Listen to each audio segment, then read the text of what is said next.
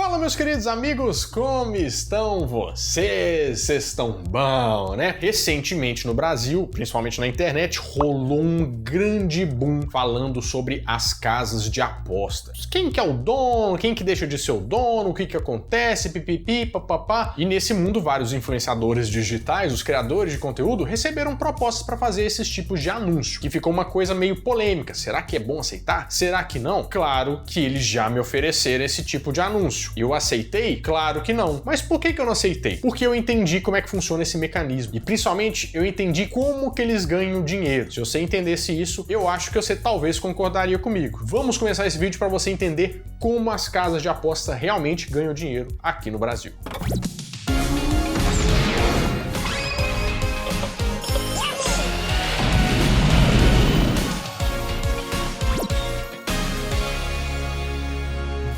A aposta não é uma coisa recente aqui no Brasil. Na verdade, nem é recente no mundo. Isso vem muito lá de trás. Pra você ter uma ideia, os antigos gregos e os maias já apostavam. E você tem que lembrar que a civilização deles é bem antiga. Lá na China do século XII, eles também já faziam jogos de apostas, mas eram jogos de cartas. E em 1638, em Veneza, nasceu a primeira casa de apostas, ou primeiro cassino do jeito que a gente conhece hoje. Ele se chamava Ridotto.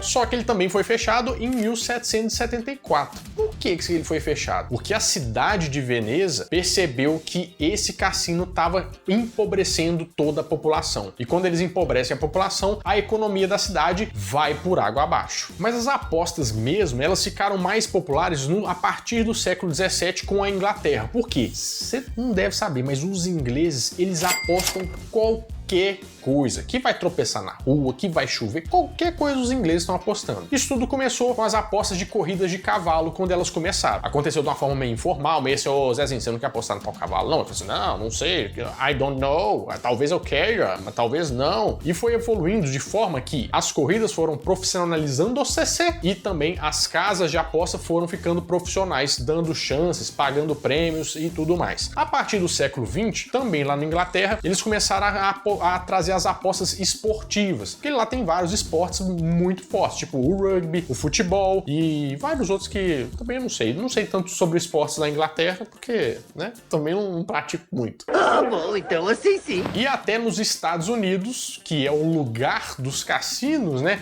já teve problemas com isso também. Eles começaram nos Estados Unidos nos anos 20, mas nos anos 30 eles foram proibidos. E de lá pra cá a gente sabe que Las Vegas virou a cidade do pecado, com vários cassinos que pagam prêmios milionários, que os milionários vão lá para jogar, aquelas maquininhas, aquela diversão a valer, né? Isso são os antecedentes. Mas e no Brasil? Como que começou essa história de cassino? Porque amarelando, não é um trem que não podia cassino aqui no Brasil? Não podia jogo? Como é que funciona? Jogo do bicho. Ah, o jogo do bicho também é... O jogo do bicho é uma história interessante. Ele começou porque um barão lá do Rio de Janeiro começou a fazer um jogo de acordo com os bichos que tinham lá no zoológico do Rio de Janeiro. Interessante, né? Certamente que sim. E por que não pode? Olha só, o Getúlio Vargas, lá nos anos 30, legalizou os cassinos aqui no Brasil. Show, Getulinho tá lá, adora um cassininho, liberou. Só que o Gaspar Dutra, que foi outro presidente do Brasil, ele decidiu tornar lei que os jogos de azar estavam proibidos no Brasil. Dizem que quem deu essa ideia para ele foi a esposa dele, que não concordava com esse tipo de jogatina. Só que, em 1961, ele criou um mecanismo legal para fazer sorteios em uma determinada aposta aqui no Brasil, por meio da Caixa Econômica Federal, também conhecido como loteria. Só que qual que é a diferença? Um sorteio pela loteria, ele é auditável, ou seja, tem várias pessoas ali cuidando para a lisura do processo, né? É tudo conferível. Fora que uma parte do dinheiro que é arrecadado com as apostas vai para pagar o prêmio e uma outra parte é convertida para a sociedade, seja que vai o dinheiro para educação, para o esporte, para os hospitais, para um monte de coisa. Tem várias coisas lá. E tem uma lei também que é interessante, que se a pessoa não for resgatar o prêmio em até 90 dias, esse dinheiro vai todo para essas áreas, para saúde, educação e esportes e um monte de outras coisas. Mas agora vamos chegar nos anos 2000. Por quê? Os anos 2000 tiveram uma revolução nesse mundo aí, porque nós começamos a usar os computadores, principalmente aqui no Brasil. A gente começou a ter mais acesso à internet e tudo foi se atualizando e chegando no virtual, inclusive os cassinos. Mas o Brasil tem uma lei lá que o Gaspar Dutra falou que não pode jogos de azar no Brasil, né? Então, beleza. Então essas coisas demoraram a chegar aqui no Brasil, mas já existiam. Por que que elas estão aqui no Brasil, sendo que essa lei não foi revogada? Um dos motivos é o seguinte: a lei fala que os cassinos, os jogos de azar não podem estar fisicamente aqui no Brasil. Mas o Gaspar Dutra, lá nos anos 60, quando ele fez essa lei, ele não contava com a coisa da internet, né? A lei é meio desatualizada. E em 2018, o Michel Temer, ou Vampirão, assinou um decreto permitindo apostas de cota fixa. O que significa cota fixa? Que se você apostar e meio que souber quanto que você vai ganhar, tipo, eu vou apostar tanto e posso ganhar tanto se eu tiver sorte, isso também tá liberado. É meio que uma brecha da lei que foi criada ou que foram achadas para que esse tipo de negócio conseguissem funcionar por aqui. Aí agora nós temos duas opções aí nesse caso, né? Ou o governo começa a fiscalizar isso, cobrar impostos, isso pode gerar um recurso para o país, ou revoga a lei que foi criada e vai todo mundo vai embora. São as duas opções, na verdade, que restam. A gente já vai chegar, já vai entender como é que funciona para você chegar na sua opinião, né? Se deve legalizar ou deve cessar. Mas vamos continuando. Agora a gente vai entender direito como é que funcionam esses esquemas de aposta. Como que funciona? Você sabe o que é uma odd? Odd é a tradução de chance, que vem do inglês. Vamos começar explicando como que funciona apostas esportivas, que é uma das modalidades que a gente tem aqui no Brasil. Cada aposta que você vai fazer tem uma odd, que é uma chance. Então vamos supor que vai jogar Brasil contra Argentina no atual momento e você vai apostar nisso, certo? Vamos dizer que o Brasil está com chances de 3.0, que é os odds, e que a Argentina está com chance de 2.0 e que o empate está com 3.5. Claro, a gente vai olhar, a gente não vai entender nada sobre esses odds. Mas vamos entender melhor aqui, ó. Isso aqui são multiplicadores. Por exemplo, se você apostar no Brasil com 3.0 e você coloca R$100, se o Brasil ganhar, você ganha R$300, porque vai multiplicar os 100 vezes os 3.0. Se você aposta na Argentina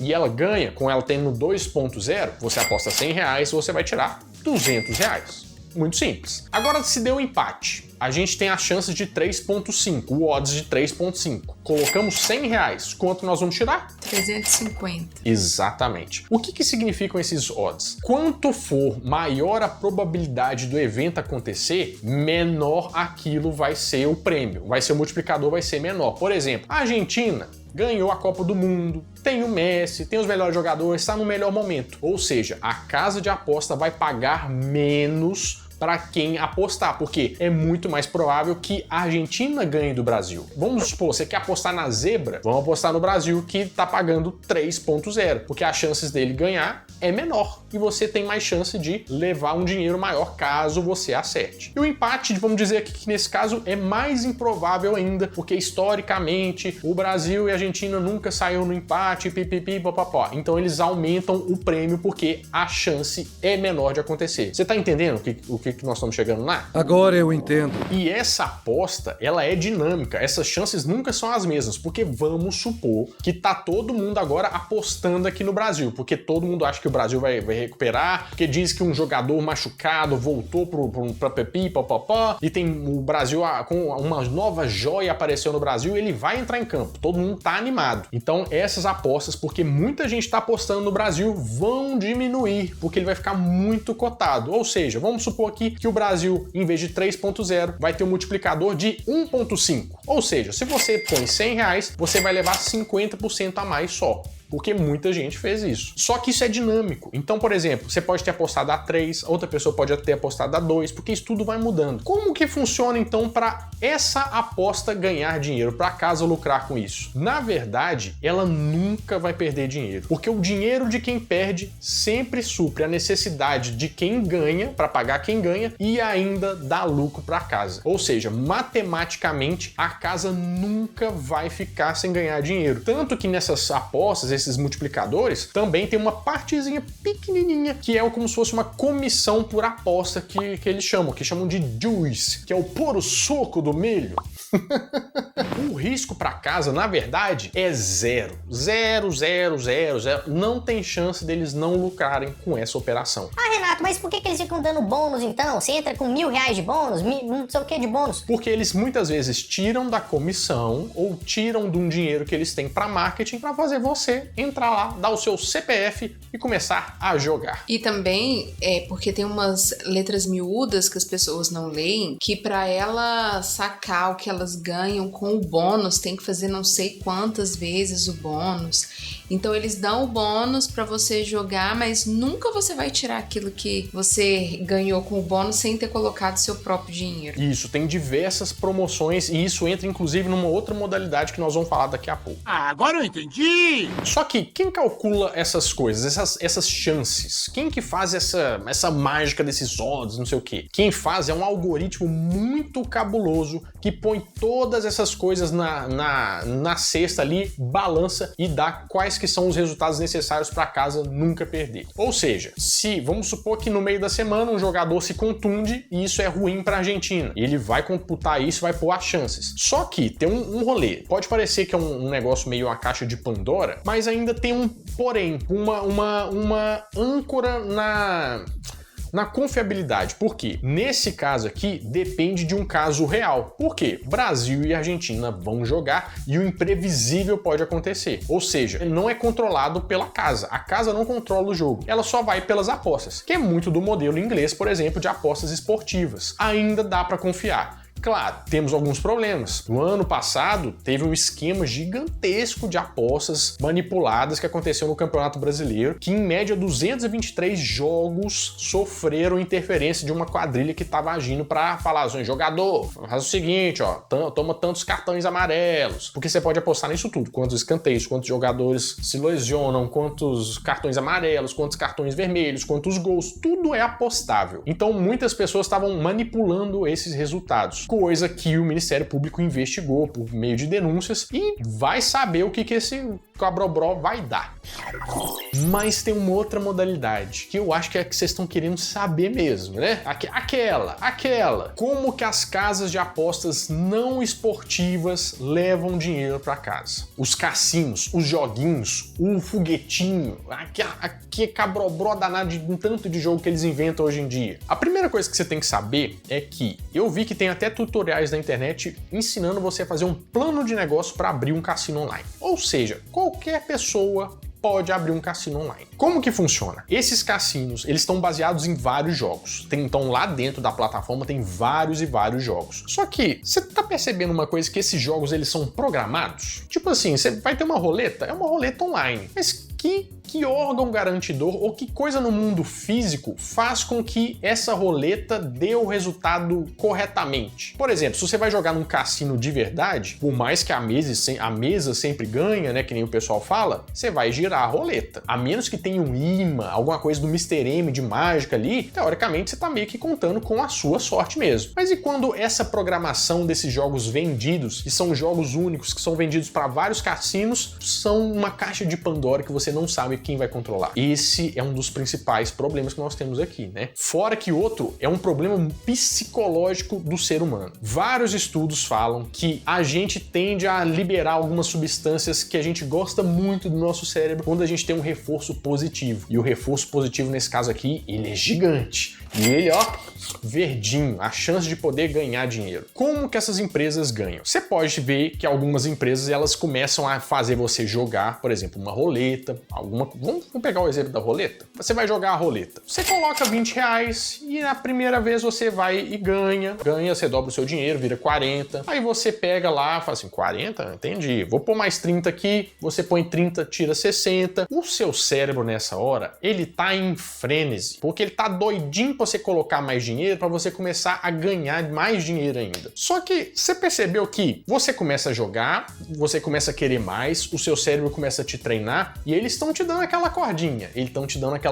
Só que tem uma coisa que eles gostam muito e que tem muito a ver com o YouTube. agora eu entrei em águas profundas, né? Porque é o seguinte, ó, o YouTube tem uma métrica para esse vídeo, inclusive, que você está assistindo, que se chama retenção. O que é isso? É o tempo que você está assistindo esse vídeo. Quer dizer que quanto mais tempo que você está assistindo esse vídeo, quer dizer que mais você prestou atenção, mais você deu a sua atenção, e isso é ótimo para os resultados do YouTube, dos números, dos canais do YouTube, certo? É a audiência. Para os cassinos, o mais importante também é a retenção. Sabe por quê? Porque eles vão te dando corda. Você vai ganhando de pouquinho. Eles vão te dando corda. Você vai ganhando. Você vai ganhando. Você vai ganhando. Chega um momento que você ficou tão inebriado ali que você tá ganhando que você põe um dinheiro mais alto. É nesse momento que ele puxa a corda e te faz perder. Muitas vezes você perdeu tudo. Então, no final das contas, pensa comigo. Você começou pondo um dinheirinho, usou o dinheiro que você ganhou, foi pondo mais dinheiro, você saiu sem nada e ele saiu com o seu dinheiro todo. Eu acho uma puta falta de sacanagem. E o que garante que esse mecanismo do jogo não possa, do nada, querer ir puxar o seu tapete na hora que você mais pôs dinheiro? Qual que é a garantia que você tem? Tem algum órgão garantidor que vai falar que a programação? Não tem. Eles podem programar do jeito que eles quiserem. Por não saber. Então você coloca isso, mas algumas pessoas falando que você vai ganhar, mais algumas pessoas falando que isso vai ser uma renda extra para você. A receita do apocalipse tá aí. Ai, que horror. Mas é um cassino com aquele dinheiro pequenininho. Como é que eles sobrevivem? Como é que eles pagam jogadores estrelados, cheios, cachês bilionários, pessoas gigantescas? E eles funcionam tanto com dinheiro de quem perde, quanto com dinheiro de investidores. Porque para você não quebrar, você tem que ter um dinheiro já guardado para fazer essa moeda circular. E é dessa forma que eles conseguem pagar prêmios milionários e mesmo assim não ter nenhum tipo de prejuízo. Eles estão sempre ganhando, eles têm sempre lucro. E é uma grande tristeza isso aí, né? Eu não sei se é prática de todos, mas uma vez eu recebi um e-mail do seu comercial e aí nesse e-mail estava descrito com todas as letras, oferecendo um percentual do que as pessoas que entrassem com o seu código perdessem. É a verdade. Recebi esse e-mail de que eu ganharia dinheiro das pessoas que perderam. Não é do que tá todo mundo falando, nesse caso era de uma outra, mas essa proposta realmente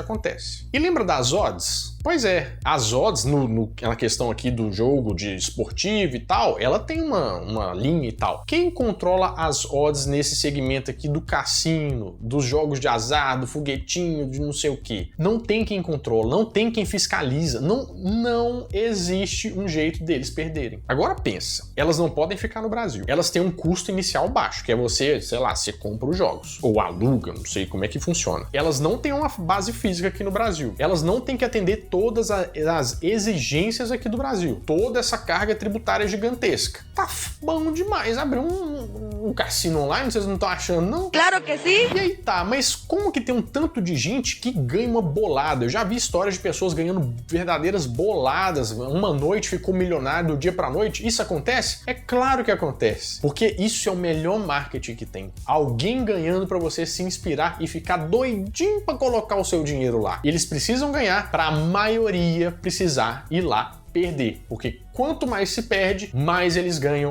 e mais essa máquina gira. Importante saber que quando ganha é porque eles deixaram ganhar. Eles deixaram ganhar. Você pode até ter ganhado, mas é tudo controlado, eles não vão perder nada com isso. Agora, se ouvindo tudo que eu te falei aqui, você tem uma opinião sobre o caso? Porque eu tenho uma opinião. Eu acho que as apostas de cassino não dá. Pra mim é picaretagem pura. Não é ilegal, mas pra mim é imoral. E eu não acho legal. Sobre as apostas esportivas, eu confesso que eu tinha um certo preconceito, mas estando tudo legalizado e não tendo esquema de corrupção, é uma prática que acontece desde o início da humanidade. Talvez isso seja uma coisa que a gente possa usar realmente, e eu consigo ver isso como entretenimento entre amigos. E a gente aposta coisas na vida, né? Exatamente. E eu quero saber a sua opinião, como eu tenho a minha opinião, a Bárbara tem a opinião dela, quero saber a sua opinião. O que você acha sobre as casas de aposta no Brasil? Deveria legalizar? Você usa? Qual que é a sua experiência? Põe aqui embaixo nos comentários desse Nerd Show mais do que investigativo.